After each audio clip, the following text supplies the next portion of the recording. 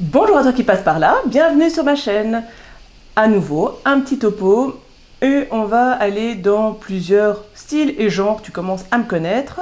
Et puis si tu ne me connais pas, voilà, sache que généralement mes topos explorent plusieurs styles, plusieurs genres. J'ose espérer que tu vas trouver peut-être chaussures à ton pied.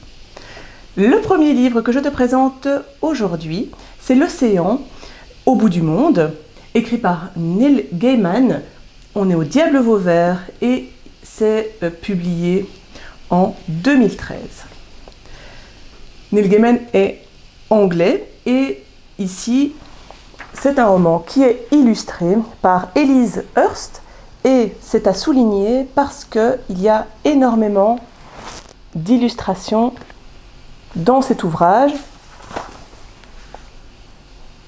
et ça contribue également au plaisir de lecture, donc voilà, je tenais à le souligner. Ce roman nous raconte l'histoire d'un homme qui revient voir sa maison d'enfance. C'est l'occasion pour lui de se plonger dans les souvenirs du petit garçon qu'il était à 7 ans et de ses aventures entre mille guillemets. Il nous raconte alors une histoire fantasque, magique et un peu effrayante sur les bords. Je n'en dis pas plus parce que ce roman, qui a des allures de conte pour enfants, j'ai envie de dire, mais également de conte pour adultes, parce que ce qu'il vit, ce qui lui arrive, n'est pas vraiment enfantin. J'ai trouvé la plume de Neil Gaiman très envoûtante. Elle nous embarque dans les souvenirs qu'on oublie, parce que on a tous ça. On se souvient de certaines choses et puis d'autres nous échappent. Il peut arriver qu'on vive avec un passé qui a laissé des traces au niveau des rencontres qui peuvent nous avoir sauvés, transformés. Et puis Neil Gaiman nous emmène également dans la magie de l'enfance. Quand je parle de magie de l'enfance, tu te rendras compte ou tu peux un peu imaginer qu'on va osciller entre le réel et l'imaginaire, entre le conte et la réalité. Et on a également une grande part de mystère. Je disais que c'était un petit peu effrayant, mais c'est parce que l'ambiance qu'il distille dès le départ, ou en tout cas assez rapidement, est un peu effrayante et on se prête au jeu. En tout cas, moi, ça a très bien fonctionné. J'ai pris beaucoup de plaisir à cette lecture. Je le dis souvent de cette manière-là, mais en gros, je lis pour ressentir du plaisir avant tout. Et c'est la meilleure indication qu'un livre nous a plu. Donc quand je dis que j'ai pris beaucoup de plaisir à le lire, il y a déjà effectivement une grande réussite et on est à pas mal de points. J'ai également apprécié ce que j'ai retiré de ce conte.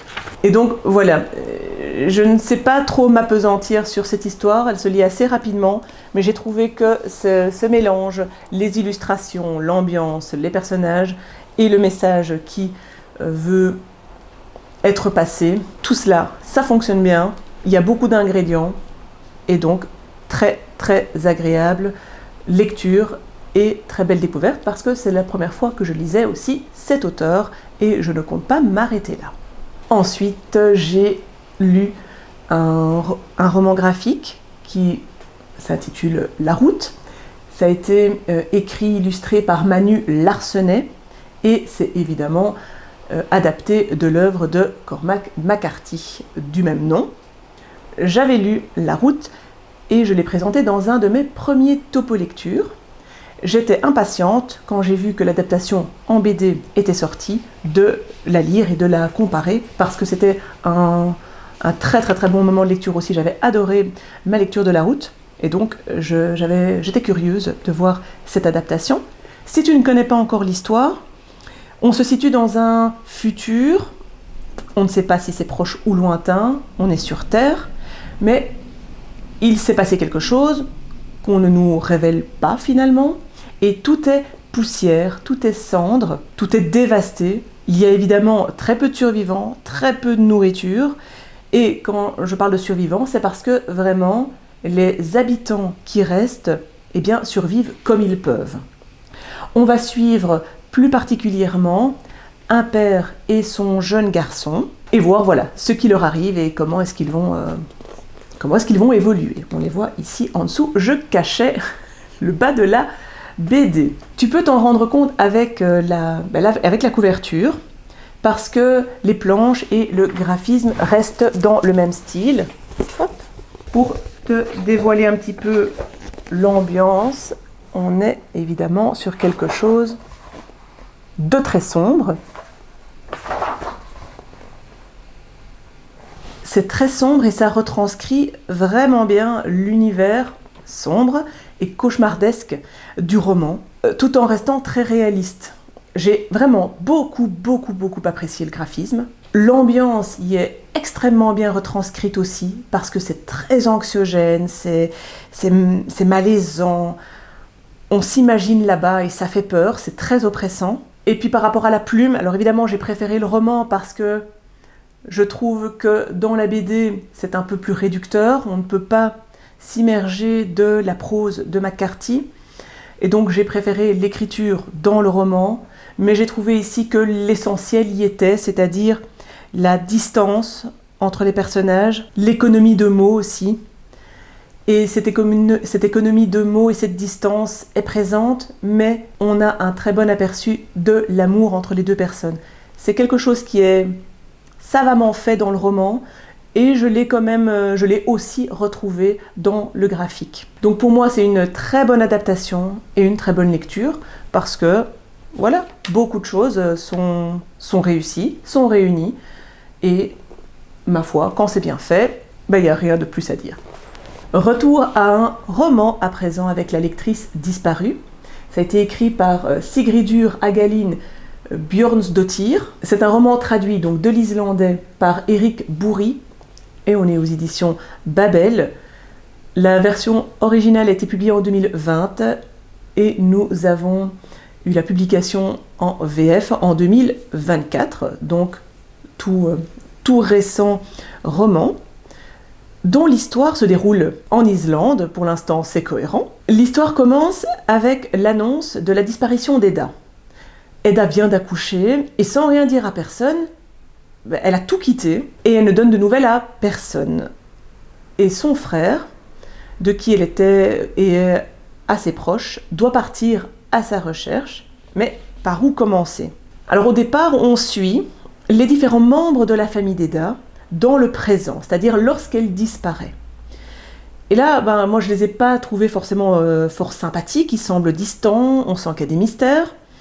Et puis on va alterner les chapitres avec des chapitres axés sur le passé des personnages, de certains membres, que ce soit dans leur jeunesse ou dans leur adolescence, et puis on revient dans le présent. Et quand on aborde les personnages au moment de leur jeunesse et adolescence, eh bien forcément, pas forcément, mais en tout cas, on les prend d'affection, et on se prend d'affection pour eux lorsqu'on les découvre dans leur prime jeunesse ou dans leur adolescence. Cette histoire est une saga familiale sur 2 générations, une petite saga familiale. C'est bien écrit et c'est très immersif. J'ai beaucoup aimé les personnages qui étaient très atypiques, qui sont bien campés aussi, et j'ai fort apprécié la relation frère-sœur, qui est particulièrement belle et touchante. J'ai reproché le fait que l'Islande n'était pas beaucoup exploité. En gros, ça peut se passer n'importe où. Donc c'est un peu dommage parce que je ne suis pas islandaise, je n'y suis jamais allée et j'aurais apprécié pouvoir m'immerger davantage dans ce pays que je ne connais pas. Et donc moi, j'ai trouvé que c'était un petit peu insuffisant à ce niveau-là, ne serait-ce qu'au niveau social, parce qu'évidemment les noms sont islandais, mais ça ne fait pas tout. Alors parfois, je tiquais sur certains aspects psychologiques. Je trouvais que les personnalités étaient bien campées, mais il y avait certaines réactions, certaines réceptions de discours, certaines petites choses m'ont semblé un peu moins crédibles, et ça, quand j'en détecte un ou deux, ou en tout cas quand j'ai l'impression que ce n'est pas crédible, moi, ça me fait tout de suite tiquer. Et un petit exemple aussi, l'héroïne s'exprime bien, elle utilise des mots qui sont justes, et tout de suite on va dire qu'elle est autiste. Enfin, je sais pas, je trouvais qu'au niveau psychologique, mais là je parle aussi au niveau des diagnostics entre mille guillemets qu'on peut faire, ou des traits psychologiques qu'on peut mettre en avant, je trouve qu'il y a certaines choses qui ne sont pas justes en fait.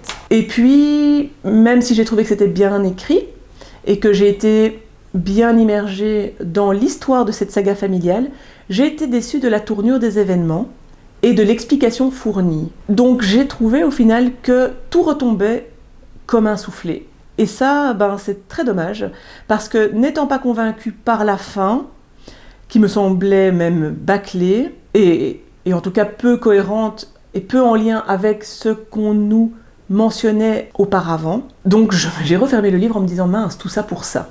Et c'est vraiment très particulier parce que pendant 2/3 du livre, j'ai vraiment beaucoup aimé, et puis c'est retombé, comme je le disais, donc voilà, très déçue par la lecture. Et pour moi, c'est un flop. Maintenant, hein, comme d'habitude, si tu l'as lu, n'hésite pas à me dire si tu as le même avis que moi. Ensuite, j'ai lu un roman de science-fiction qui s'intitule Un pont sur la brume. Il a été écrit par l'autrice Kij Johnson, qui est américaine. Elle l'a publié en version originale, enfin elle, en tout cas le roman a été publié en version originale en 2011 et en 2016 pour la version française, et je l'ai lu dans la collection Une heure lumière des éditions Le Bélial. Si on passe à l'histoire, eh bien, on va suivre Kit qui est architecte et ingénieur. Il est chargé de construire un pont sur la brume qui va relier Procheville et Loinville. Sans pont, ce sont des passeurs, dont Razali, qui est une des passeuses, qui accomplissent la traversée en bac et qui permettent aux gens de rejoindre en tout cas l'autre ville.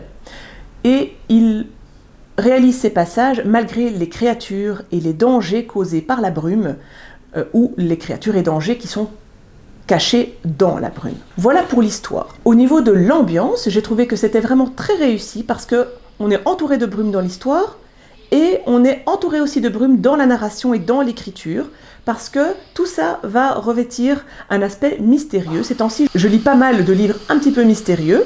Parfois je les apprécie, parfois pas. Si tu as un peu suivi, tu sauras de qui je parle. Et donc cet aspect mystérieux cadre bien et rend très bien aussi avec l'univers et le style d'écriture.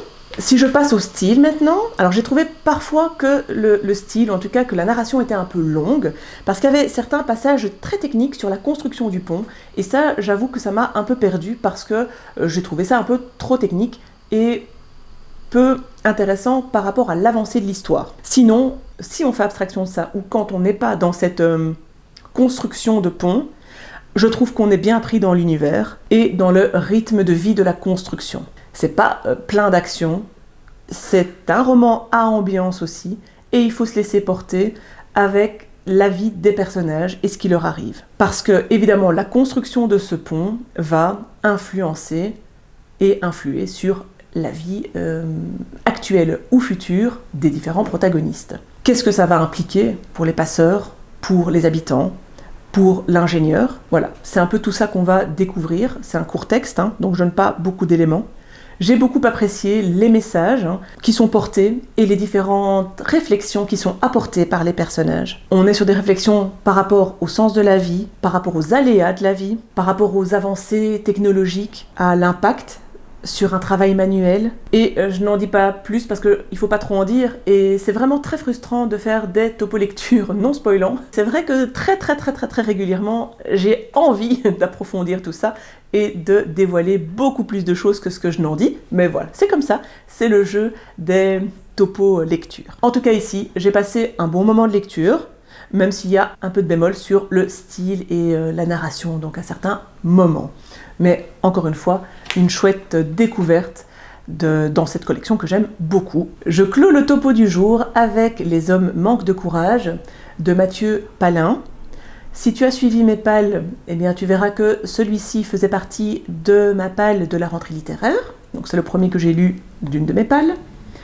On est ici aux éditions L'Iconoclaste et c'est donc la rentrée littéraire, donc il a été écrit en 2024, en tout cas publié en 2024. Chaque fois je fais cette erreur, je suis désolée de devoir me rectifier à chaque fois. Au niveau de l'histoire, on va suivre le fils de Jessie, Marco, qui a fugué depuis 3 jours. Un soir, il appelle sa mère en panique et il lui demande de la rejoindre. Jessie va le rejoindre et c'est l'occasion pour elle de discuter avec lui et de finalement révéler certaines choses de son passé et certains événements traumatiques qui ont marqué son psychisme et ses comportements, notamment ses relations avec les hommes. À nouveau, c'est difficile de parler de ce livre ou de donner beaucoup de détails, parce que c'est un roman dans lequel l'auteur nous fait entrer petit à petit dans le présent de Jessie, et puis qui distille petit à petit aussi des bribes de vie du passé de Jessie. Et donc soit on est dans ses souvenirs, soit Jessie raconte elle-même son passé à son fils. Et donc c'est comme cela qu'on reconstruit petit à petit, et au fur et à mesure, parce que sinon il y a trop de petit à petit, la vie de Jessie et l'impact sur sa vie quotidienne. Et voilà. Alors, l'écriture, pour commencer par l'un des points, je l'ai trouvée avec un ton très aligné au caractère de Jessie. Et donc ça, j'ai trouvé que c'était bien fait, parce que Jessie est très rationnelle, elle semble très déconnectée, donc déconnectée à l'émotionnel, elle est directe, et elle a une manière de parler assez crue aussi, assez franche. Et dans la narration, dans le style, la plume, c'est ce qu'on va retrouver aussi. Alors évidemment, le fait d'être direct et cru, c'est facile. Par contre, pouvoir être vraiment se déconnecter à l'émotionnel et être plutôt dans le côté rationnel, ça, j'ai trouvé ça finement joué, en tout cas bien réalisé. Donc j'ai pas trouvé ça beau ou époustouflant, mais j'ai bien aimé et j'ai trouvé ça très réussi et cohérent.